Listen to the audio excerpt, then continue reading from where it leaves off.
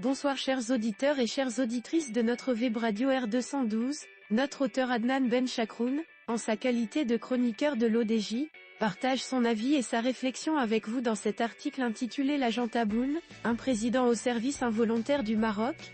Le voici en podcast pour vous. Adnan Ben Chakroun commence son article en nous invitant à explorer une rumeur amusante qui circule dans certaines chancelleries de cette manière.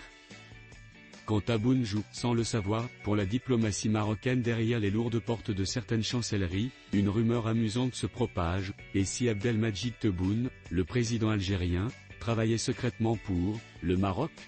Cette hypothèse, aussi ironique que surprenante, repose sur une série d'actions et de déclarations qui semblent systématiquement servir les intérêts de Rabat.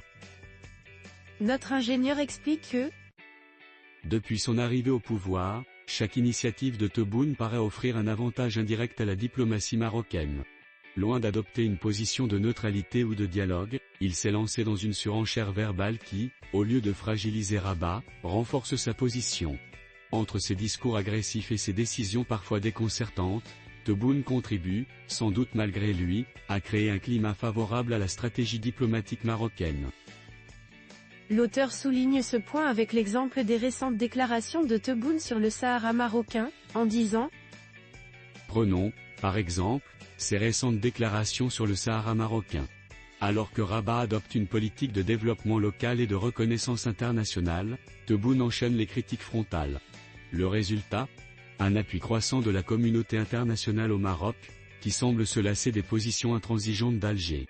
Si l'objectif était d'affaiblir la position marocaine, la stratégie semble bien inefficace. » Ben Chakroun enrichit son discours en observant que les observateurs marocains, pour leur part, n'ont même plus besoin de contre-attaquer.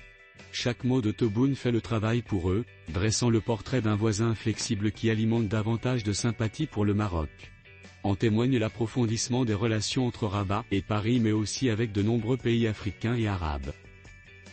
En abordant l'aspect économique, Ben Chakroun met l'accent sur les choix de Tebboune de la manière suivante.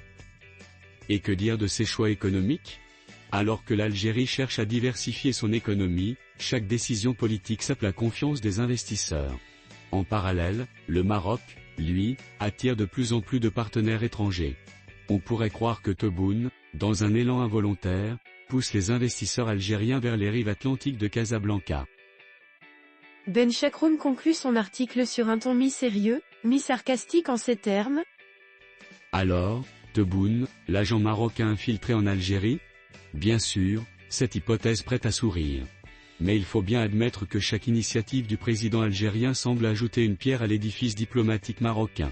Ironie du sort ou simple maladresse stratégique ? La question reste posée, même si certains rient sous cape en se demandant si le président algérien ne serait pas, en fait, le meilleur allié de Rabat. Chers auditeurs de la web radio R212, merci d'avoir été à l'écoute de ce podcast et de partager avec nous ce moment d'échange et de découverte. Votre présence et votre fidélité sont notre plus belle récompense. On se dit à très bientôt, si vous le voulez bien. Avec toute notre gratitude, l'équipe de R212.